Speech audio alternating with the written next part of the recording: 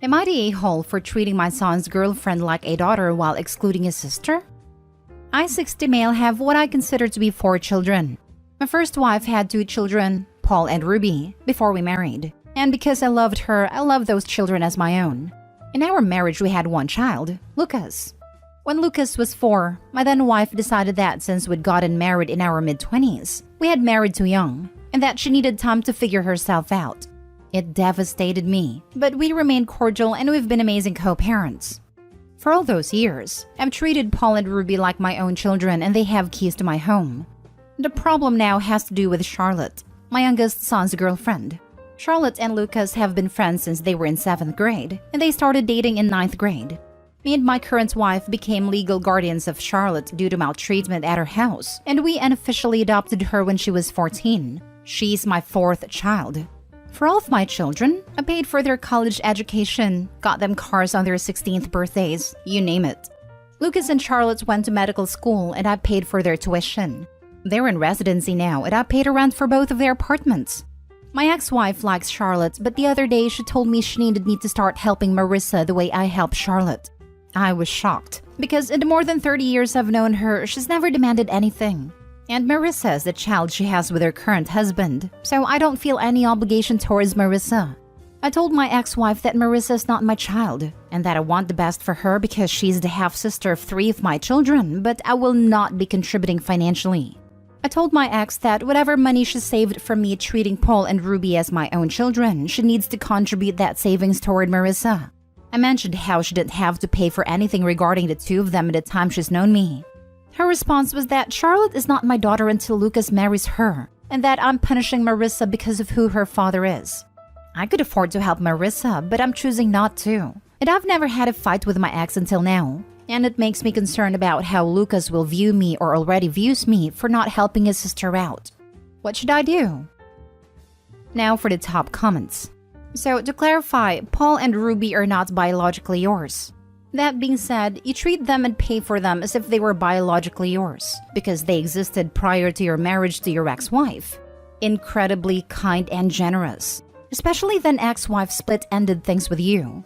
Your ex-wife and you had a kid together, Lucas, who you take 100% financial responsibility and treat him like your child because he is. Congratulations for being a decent parent. Now there's Charlotte, who you've known since she was what, like 10? Came from a horrible home life, and you became her legal guardians at 14. So again, you treat someone who isn't actually your own child like your own and take financial care of them. Very admirable. The question comes into play about Marissa, who is your ex-wife's new child. So she's related to Paul, Ruby, and Lucas. Aside from that, you've never taken care of her or been responsible for her because you're not with her mom and her mom has a husband. Not a hole. This is a very nice comment, and it really made my day. I mean it. There's a genuine niceness there that I appreciate. It's honest. It is what most of us are thinking. You sound like an awesome dad. Keep up the good work. Not the a-hole. You have 0 obligation to her. It's ridiculous your ex even suggested this. Glad to hear from an outsider that it's ridiculous. I really was wondering whether Lucas thought I had perhaps been malicious all these years. When I see Marissa at public events, I'm very kind to her. And of course, if anything catastrophic happened to them, I wouldn't have them live on the street. But my ex and her husband are both federal employees making decent money. They're middle class and they had dads with Marissa's undergrad, but that's not the end of the world. I'm gonna bet that Lucas knows that despite her being his half-sister, she's not your obligation to pay for. Gently, I think you're worried about what Lucas will think for no reason. Given your kind treatment to Charlotte, he knows you're not some cruel guy who enjoys people suffering. My concern was really that the 4 of them having significantly different lives compared to Marissa, and I don't want there to be any tension because of me. This could be what my ex wanted me to feel, and it's working, I guess.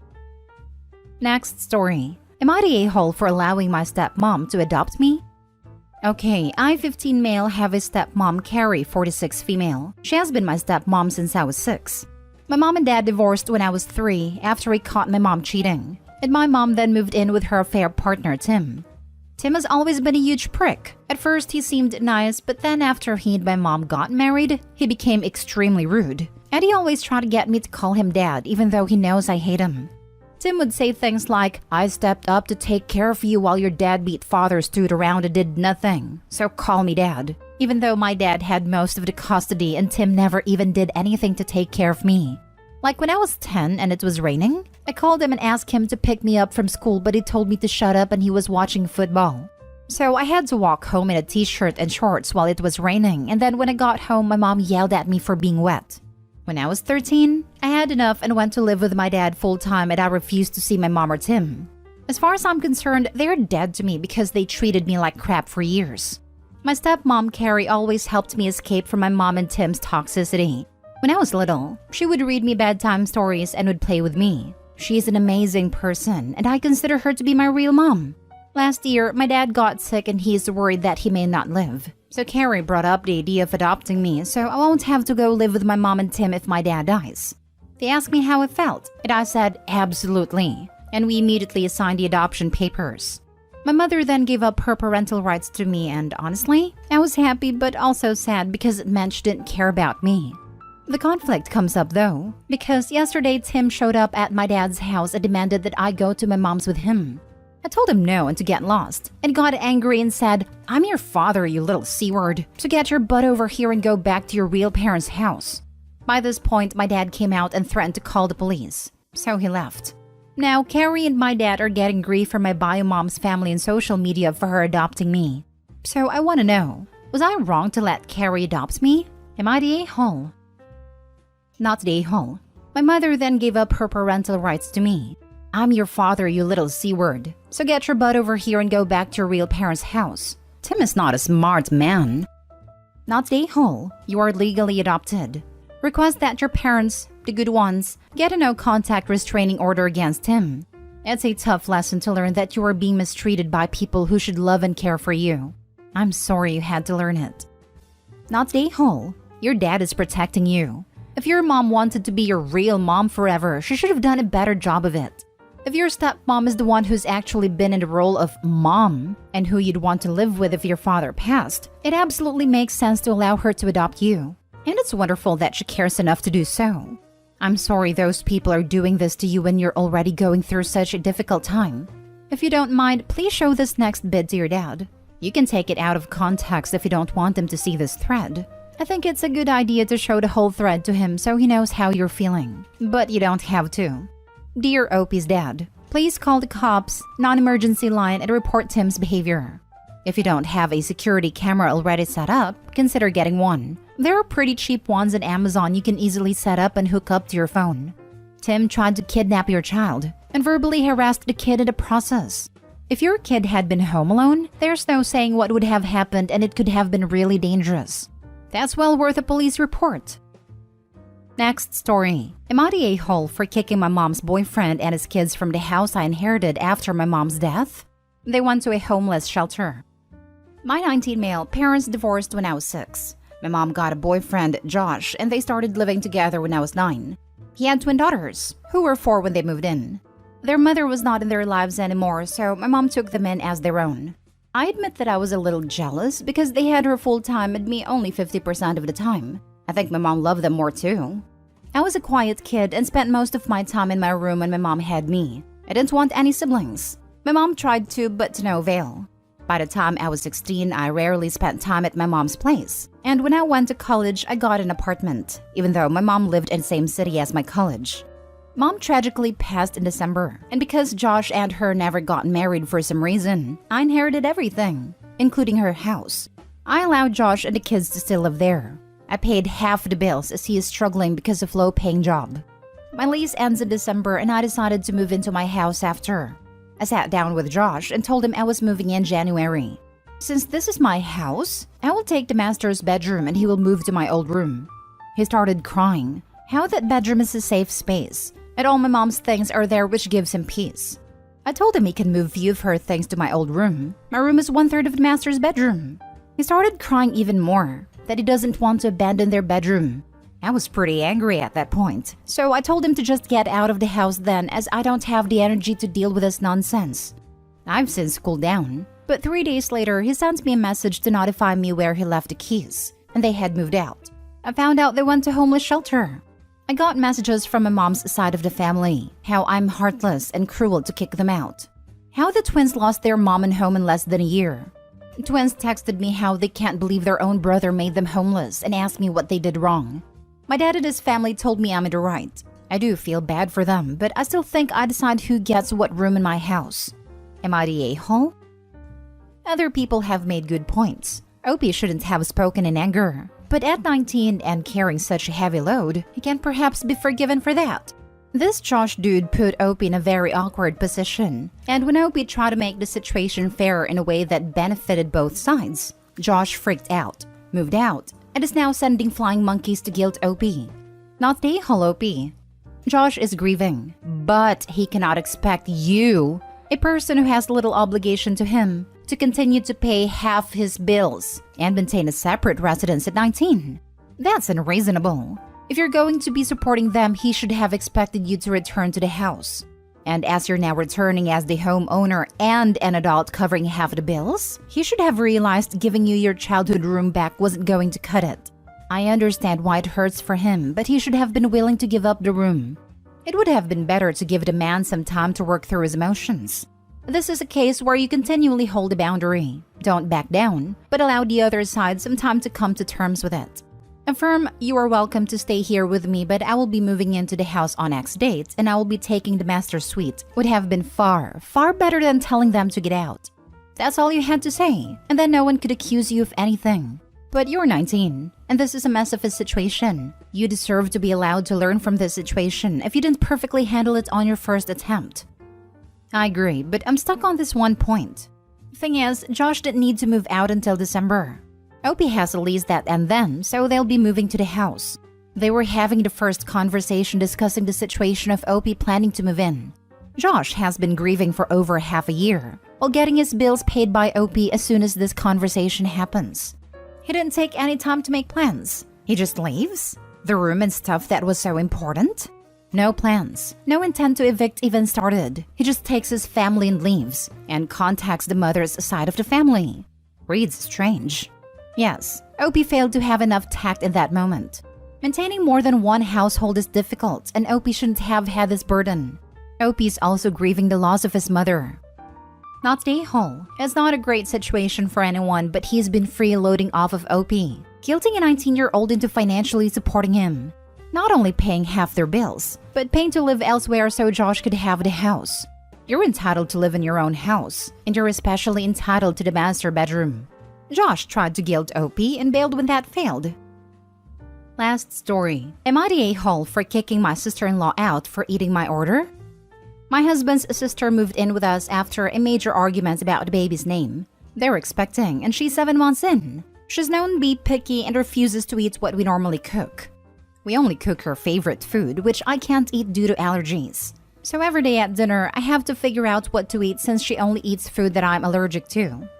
Last night, my husband agreed that he'd cook for her and cook for us together separately.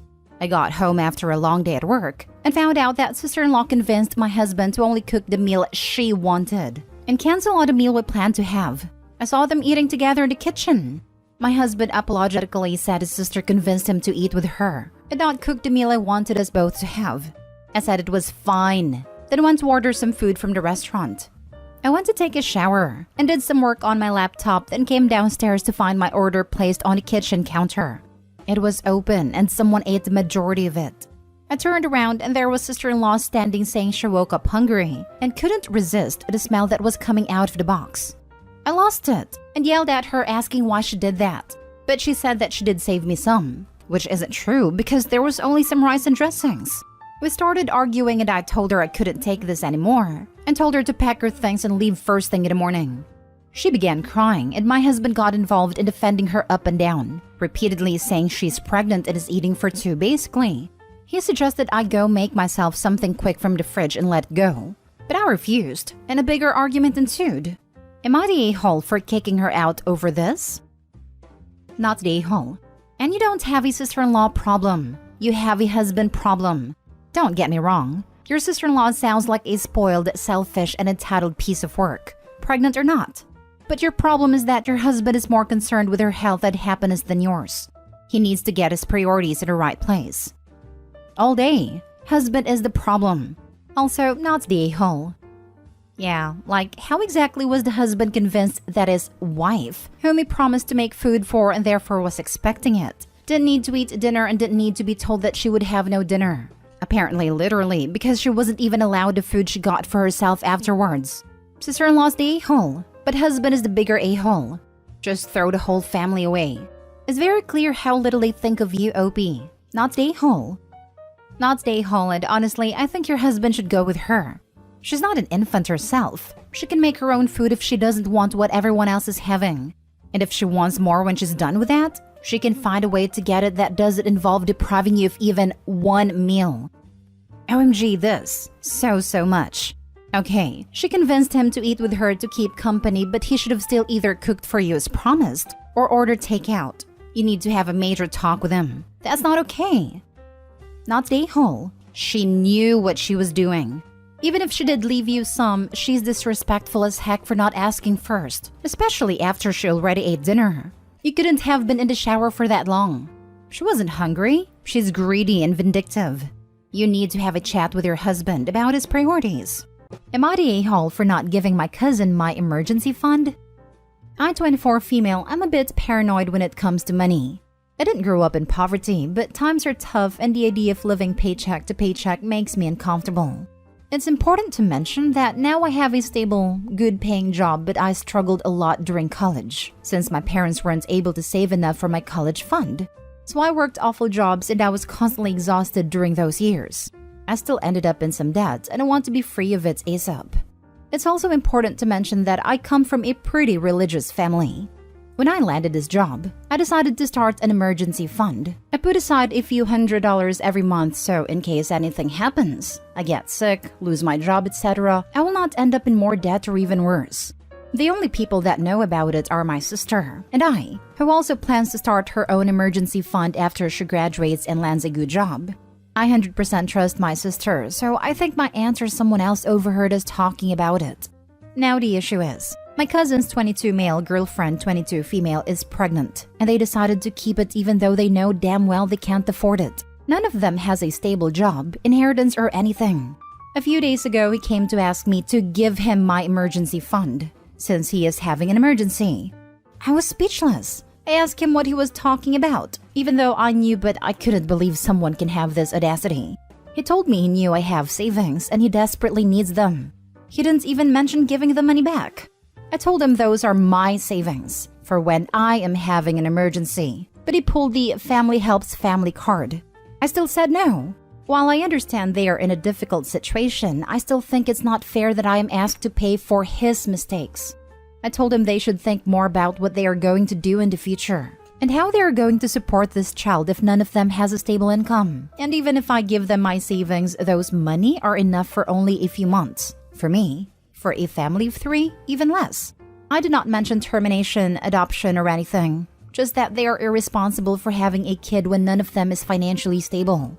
He eventually left me alone, but started to tell the rest of the family that I told him to get rid of the baby, which is not true at all. My parents and my sister are on my side, but the rest of the family started harassing us and calling me a godless witch. So am I the a-hole for keeping my savings? Now for the top comments. Not the a-hole. His lack of planning is not your emergency. This story is also a good example of how letting other people tell your story usually works against you. For the members of your family that you care about, I would reach out to them and clear up any misconceptions. Obviously, the people calling you godless are probably not people you want around. You could even say that you meant adoption. I'm religious, and I don't know of anyone that has a problem with giving up a baby for adoption. Not the a-hole.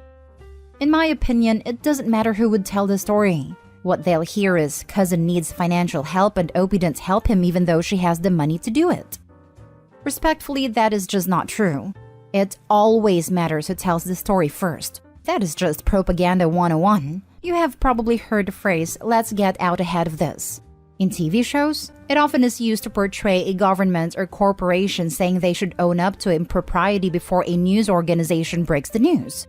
They do this because it is better for them to spin it in a way that is beneficial, before someone else breaks the same story but includes tiny details that spin the story in a negative way. If his family think you are so awful, why aren't they handing over their own cash? I don't know if anyone else besides my parents has any savings, and I don't want to bring this up because I'm afraid I may give them another reason to harass me. Then go no contact with them. I would anyway, because I think you're looking at 18 years worth of demands for money here. And babysitting requests, because I can see that happening too. Opie not the a-hole. I'm a bit surprised that your pretty religious family didn't give your cousin an earful for getting his girlfriend pregnant, since they are not married yet. If he couldn't afford a kid, then he should have kept it in his pants. It is your money, not his. Family help family is fine, but what he is asking is for you to support him financially. And if he gets his hand out, he'll be back because he got a good paying job. Thank you. They actually were a bit upset with him for getting her pregnant before marriage, and I suspect this is why he lied about me suggesting an abortion. He tried to give them another person to judge. If this was the case, it worked 100%. Next story. Am I the a-hole for telling my sister to admit she was a crappy mom? I'm 45, Sarah's 51, Tom's 55, and Rose is 26. My sister Sarah is married to Tom and they have a daughter Rose. A few weeks ago, Rose and Tom got into an accident. They were carpooling to an event and Sarah was going to go later after work. Thankfully, they're both recovering now, but Rose was significantly worse off than Tom. Sarah got the news and she called me from the hospital. I was there a few hours after Sarah and they wouldn't let me inside to see them. But Sarah came out and told me the updates on Tom. She hadn't been to see Rose yet, but she said she got her updates from the nurses. I stayed overnight at a hospital. Sarah was with Tom the entire time, and she'd come out occasionally. I'd ask her if she wanted to go to Rose, but she kept crying and saying that she was worried about Tom, so I let it go. Tom was cleared to go home 2 days later, but Rose was in for almost a week, and I was allowed to see her later. Her partner was out of state for work, but he came back and was allowed in as well. During all this, Sarah didn't physically go to see Rose once while Tom was still in, and only went after he went home. So 2 days later, Rose told me that she was hurt her mom didn't come to see her earlier. A couple of days ago, Sarah called me saying she went over to Rose's apartment, but she and her partner were acting very cold towards her, and she's also been ignoring Sarah's calls and texts. I told her that she pretty much neglected Rose at hospital and hurt her feelings. Sarah said she got Rose's updates and Tom needed her a lot more. I said that Rose's situation was a lot worse, but Sarah said that she was just trying to do her best and Rose is an adult and can push through. I got tired of her excuses, so I told her to just admit that she was a crappy mom to Rose, and she's lucky they let her into the apartment at all. Sarah got upset, said I was enabling Rose's behavior. I haven't talked to her since then, but was I the a-hole for saying that? Not the a-hole. I cannot wrap my head around the fact that her daughter was in hospital for a whole week and she didn't visit her once. It makes me wonder what Rose's childhood was like. I edited the post a bit for clarity, but Sarah did go to see Rose after Tom went home, so 2 days later. The first couple of days were especially bad for Rose, and she said that she was upset Sarah didn't come to see her once then. Well, that's marginally better, but still, who has an injured child and ignores them for 2 days? If I were Tom, I'd be pissed my wife never visited our daughter for 2 days even though she was in the same hospital. Sarah's lucky daughter didn't go full no contact after revealing her true colors. Not the a-hole. Something's not right with your sister. Using your sister's logic, Tom is an adult and can push through for a few hours a day so she can go check in their daughter. Not the a-hole. Makes me wonder what kind of a person you need to be to do such a thing. And if Tom was conscious at a time, didn't he ask about their daughter at all? If it were my parents, my dad would insist on my mom staying with me or my sister. I don't get some parents these days. Doesn't your child's well-being come first? Sure, your partner is important too, but if your child is significantly worse, at least split the time between them. No matter if they're 3 or 30, that's your kid. You're supposed to care. Not the a-hole. That was absolutely poor mommying. I can't imagine for a second that there wasn't an opportunity to see Rose as well as her husband, even if she was emotionally distraught at first. Rose likely feels this showed her mom's true feelings toward her. That's what I told her too, but she just kept saying that Tom needed more support and Rose isn't a child anymore, so she'll be fine. Next story is titled, Am I the a-hole for asking my children's grandparents to watch over them? I am the blessed mother of 2 kids young enough to need permanent supervising. Since the first one was born, I refused to be a stay-at-home mom because I can't give every breathing second of my life towards my children. I love my family very much, but every now and then I need some me time to kick back. I discussed it with my husband at the beginning of our family life, and we agreed to give each other the space we need among the family and couple life.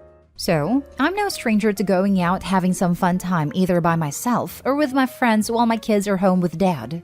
My husband prefers to give up his alone time in our family's favor. Don't get me wrong, I'd always drop everything if there's a problem with my kids or him, but he likes to spend time with us even when he could be doing something different. I have nothing against it and support him whatever he decides. If he wants to stay in, he's welcome. If he wants to go out, I got him. One weekend, I had this fancy appointment I was really looking forward to. I've been speaking about it the whole week. Both the kids and husband knew perfectly well about it. Thursday night, my husband received an invitation from one of his coworkers. It was overlapping my appointment, but he said he'd like to go. I told him he totally should and that we'll speak to the kids' grandparents to watch them. Then he lost it. He complained, why do we have to ask someone to watch our kids as they should be our responsibility? He complained about how he usually stays home with the kids when I go have fun and how I can't support him. I reminded him about a couple times he went out and I stayed in, but he said it's been more times the other way around and it's not fair. I told him it's not a freaking contest and that I'm not free, so I can't watch the kids. I don't understand why he can't accept a solution that would end all of us happy. The two of us get to have our fun and both the kids and the grandparents love to spend time each other. It almost sounds like he is jealous I'm also having a good time without him, just like he is without me.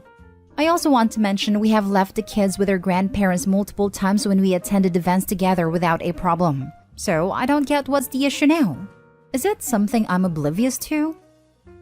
Info. How often would you say that you go out to do your own thing and leave your husband watching the kids? Because I'm getting the feeling that his issue isn't about this specific appointment. Maybe around 3 or 4 times a month? Sometimes more often than the other times, I guess. There are moments when I'd rather stay with the kids, but my husband attends events that would require my presence too, so I sometimes go out with him and don't feel the need to go out for a while. I also want to mention we have left the kids with their grandparents multiple times when we attended events together without a problem, so I don't get what's the issue now. Is it something I'm oblivious to? Resentment. He thinks you do your own thing too much. From some of the statements you made, it seems like it's a chore to spend time with your family. Being there if they really need it isn't the same as choosing and enjoying being with your family you created. The whole, hey, I support his decision to spend time with the kids when he doesn't have to is weird, right? Like she can't understand why he'd pick that instead of going out constantly, like she does. Opie could be a great parent. However, her language and the vibe the post gives off to me makes it seem like she wants to be anywhere else but home with her family, unless she has to be. It honestly feels like her husband wanted kids and she didn't, and that this was the compromise. Except the husband had no idea what he was asking for when he asked for it and is pissed off that Opie's sticking to the agreement. How many times has Reddit seen this in reverse and called the dad who didn't want the kids a deadbeat for it? Last story is titled, Am I the a-hole for not getting rid of my dog from my dog-phobic stepdaughter? My husband and I have a modern Brady Bunch with my 2 kids, his daughter and our child together. My 2 are early elementary school. Our child together is a year old and his daughter is 15. His daughter only comes around in the summer, and due to things, this is her first summer visit since her father and I got together in 2020. She's a very good kid, gets good grades. The only issue is that his daughter has a deep fear and disgust around one thing and one thing only: dogs. I was told that there was a general culture against dogs where she was raised. But that culture intensified when there was a tragedy a few years ago involving dogs and some neighborhood children. My husband's daughter saw the entire thing, and it stuck with her. I have a 6-year-old golden retriever who my kids and I love dearly. I was worried that it could be a problem, but my husband told me it wasn't a problem because it wasn't the same kind of dog, and she could be polite about it. It lasted about 4 hours. The day she landed, we came home from dinner and then suddenly hear screaming coming from upstairs. It sounded like an emergency, so we rushed in. And it was because a few dog hairs had gotten on her clothes from Augie walking around the room. She spent hours freaking out over it. She ran everything she got through the wash 3 full times, using an entire container of OxiClean in the process, and deep cleaned the entire room. We obviously did everything possible to prevent Augie from going near her room after that and always kept the door closed, but it only got worse from there. She refused to sit on the living room furniture because it was dirty, obsessively vacuumed anywhere he could have been until I hit a vacuum, and jumped back and screamed anytime that he could have gotten near her. It was very clear that something not good was going to happen if they continued living together. So we found an Airbnb down the street solely for her and split time there. It was incredibly expensive, but it worked for the summer and allowed for some normal visit time. We absolutely cannot afford to do that again for 3 more summers. My husband now wants to get rid of the dog because he thinks it's unfair to his daughter to be kicked out of her home anyway, even if we did have the money. But I will not get rid of Augie. He's part of the family. I love him, and the children that are all here more than her love and are bonded to him. It's not fair to them to get rid of him for a part-time child. We've been arguing about this for days now, and now his mom and his ex-wife are involved because of how this affects his daughter. They're all saying I don't love his daughter and I'm playing favorites. I don't think I am. Not today, Ho. Keep your sweet pup and insist on therapy for the kid. Living life scared of dogs is no way to live. Edited to add, this kid doesn't even live with you. She's just a visitor. You do more harm to the children who do live with you and are bonded to Augie if you rehomed him. Therapy is a new concept for both of her parents and their backgrounds. Her mom didn't think it was necessary because she also believes dogs are something dirty to be avoided at all costs. Her father did try, but her first therapist was so bad that it was counterproductive. It was less than a year after the incident. The therapist wanted to diagnose her with OCD before ever meeting her, which was already a bad sign, but it had to be cut short when the therapist brought his own dog as exposure therapy for the first session involving her. Both families still talk about it, but now the attitude about therapy is only negative. I wouldn't rule out what the therapist said because it sounds like she does have OCD with having to clean like that. That's a symptom of OCD, but exposure therapy shouldn't have been in her first session. Not today, Hall and her parents need to get her therapy ASAP. This is extreme behavior. She is not over the trauma of what happened. They've tried. It was so bad that it made things worse. That's great. They need to try it again. Otherwise, she won't be able to visit her dad ever again. Unless if you get rid of your dog, and never get another dog ever again. Am I the a-hole for filing a report against my late husband's colleague and getting him fired? My husband, 33, passed away 3 weeks ago. He used to work for this company for 4 years. He'd known lots of people and made so many friends. For days, I kept getting texts from his colleague, Ted. I don't know him personally. I had no idea how he even got my number. When he first texted me, I texted back, "Where did you get my number?" And he replied saying he got it from my husband. At first, I felt annoyed, but then I started getting flirty texts from him. They started getting more and more inappropriate. I warned him to stop, but he sent me a D-pic one night at 3 a.m. and asked if I needed company since he knew I was lonely. I was appalled and enraged. I couldn't even sleep at night. I waited till the early morning to go to the company, straight to his boss, and filed a report against him after explaining in details about his behavior. He ended up getting fired because the other colleague said he did me and my husband wrong and disrespected his memory. He started arguing about how low what I did was, coming to his work in hopes of ruining his livelihood. He kept saying it was between him and I, and his workplace had nothing to do with it. But I told him I've known him only as my husband's colleague, and he was his colleague. He and a friend of his said that I was aiming to get him fired, and that he did nothing wrong and I could have talked it out with him instead. My mom called him a POS for doing this to my husband and me, but also said that he had a point in that it shouldn't come after his livelihood, since the guy has a kid to provide for. I felt bad about the whole thing, and now I feel like I made things worse and acted out of emotions. Now for the top comments. He got your phone number at work. He knew you were a widow because of work. He would never have targeted you if he hadn't known your husband and knew he died. So his behavior had everything to do with work. And doing this to his co-worker's widow? Of course his employer was horrified. The guy had it coming. Preying on someone's grief is so low. Not the a-hole. Exactly. Plus, she's a widow of 3 weeks.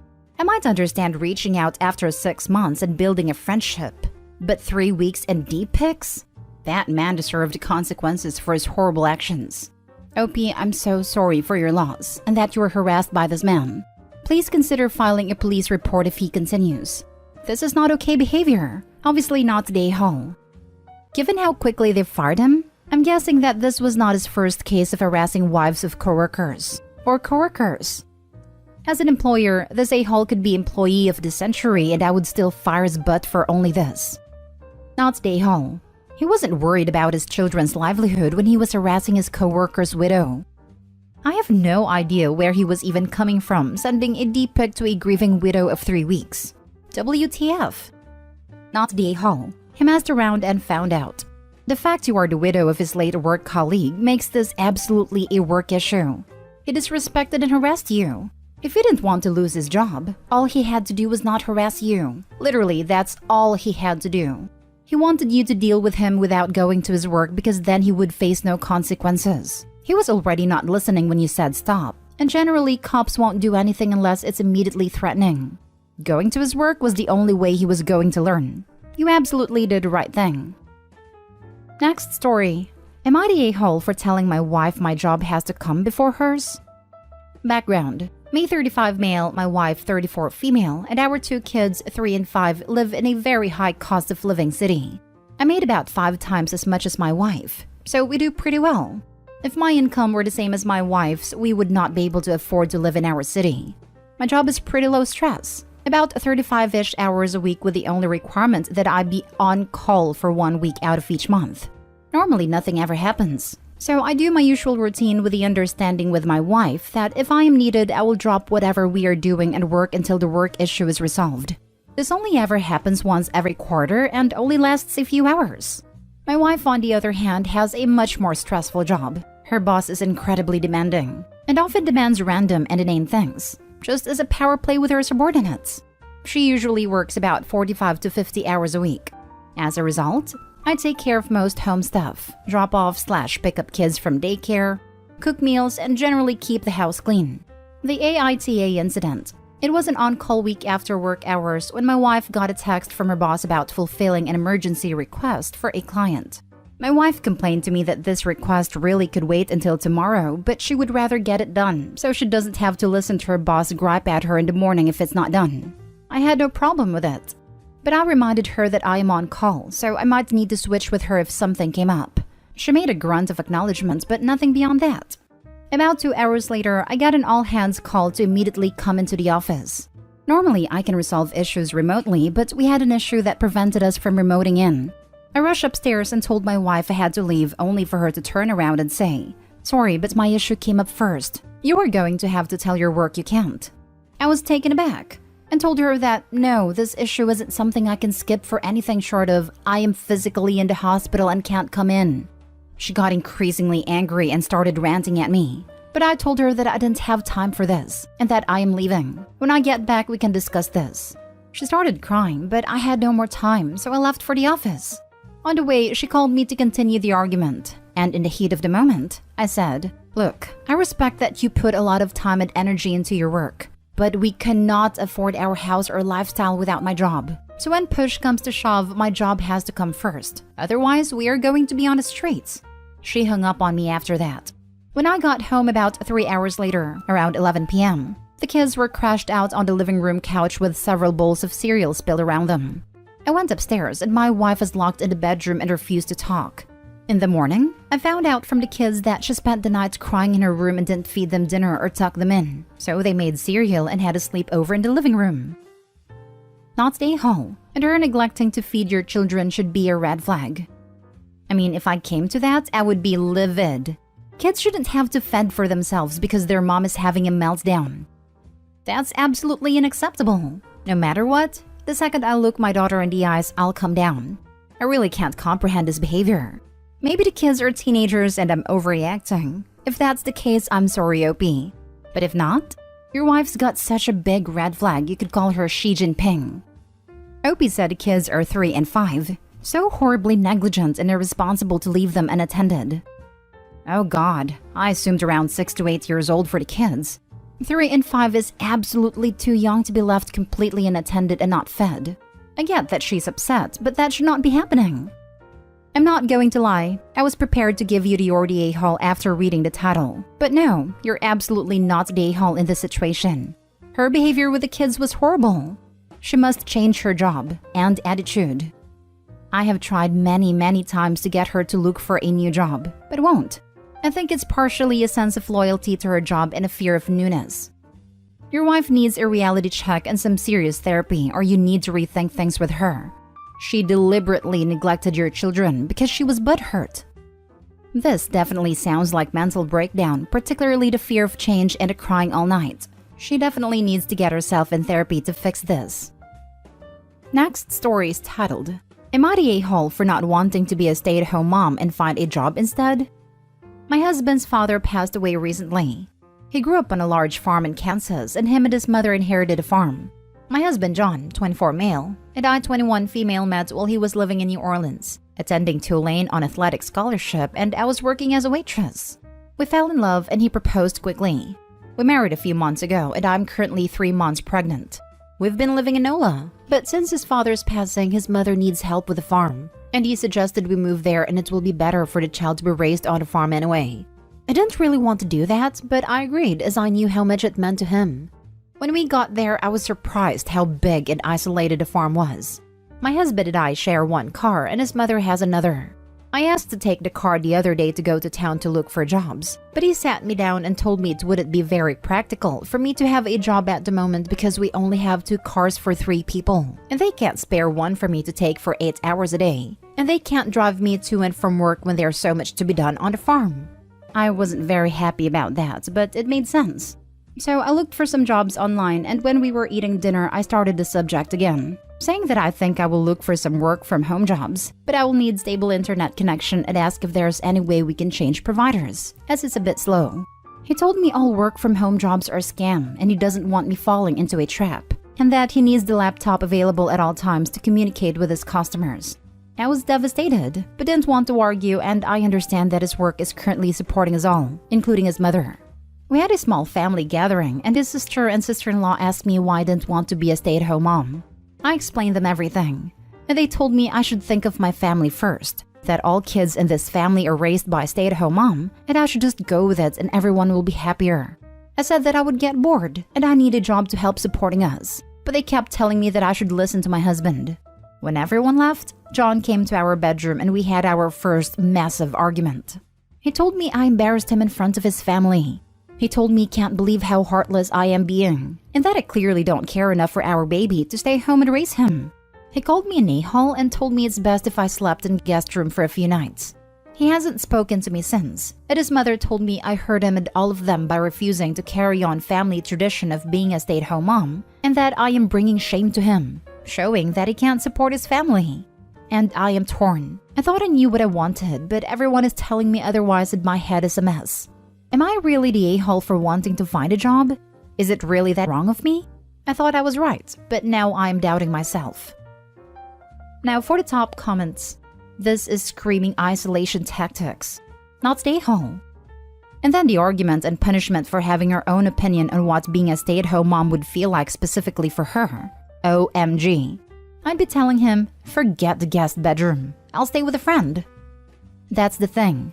She doesn't have any friends where she lives. She doesn't have any options. How would she even get to a friend? She doesn't have a car. This whole situation is just scary. He doesn't care at all about what she wants. Not stay home. Get out of that house now. You do not want to be trapped on an isolated farm in Kansas with no money of your own, no car, and a baby.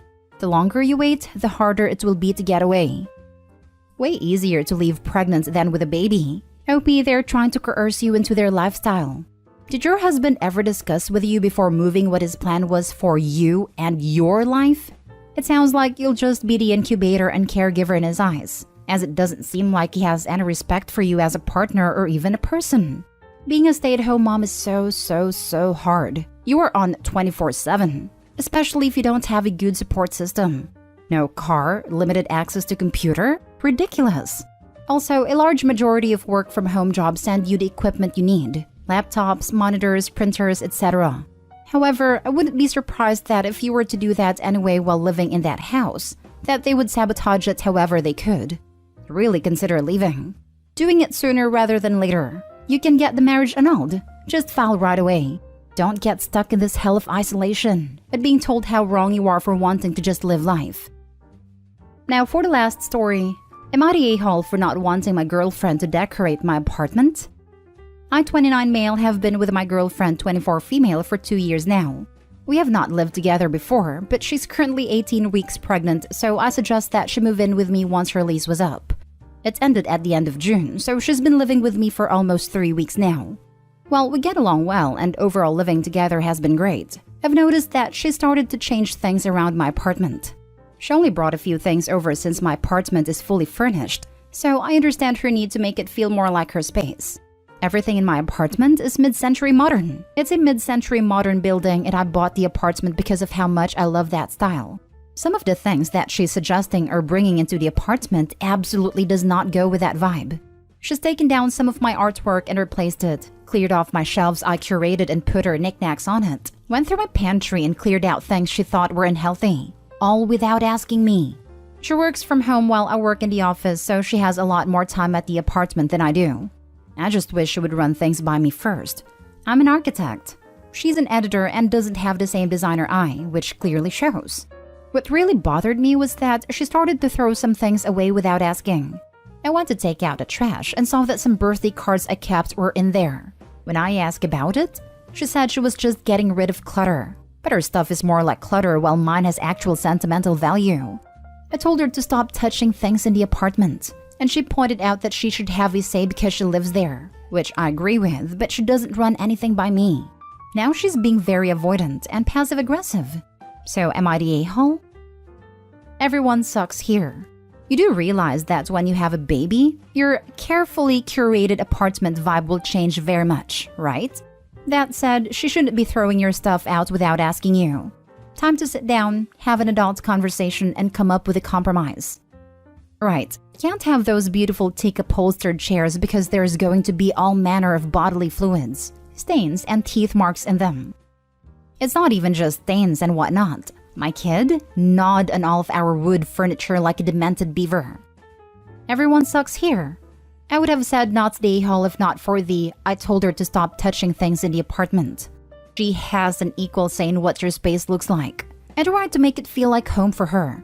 She's the a-hole for making changes without talking to you, and especially for throwing some of your stuff out without your consent. You guys need to have a talk and reach a compromise. Did you go out of your way to make her feel like the home is hers when she moved in? It doesn't necessarily sound like that's the case. I get that the OP sees it as his house, but that doesn't work when you are a family. You are basically asking her to conform to your reality here. There needs to be some compromise, and she's going to need some space of her own, particularly if she works from home. I'll admit, I don't really do anything other than help her move in. I've never lived with someone else before, so I'm not really sure how I could make her feel more at home. Any suggestions would be great.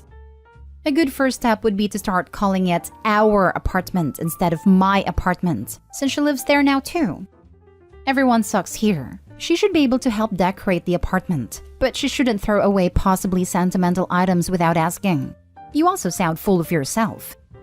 Agreed. The shelves I carefully curated comments made me gag. I knew someone who was this full of herself. Her kids only had all wooden toys because it fit her aesthetic.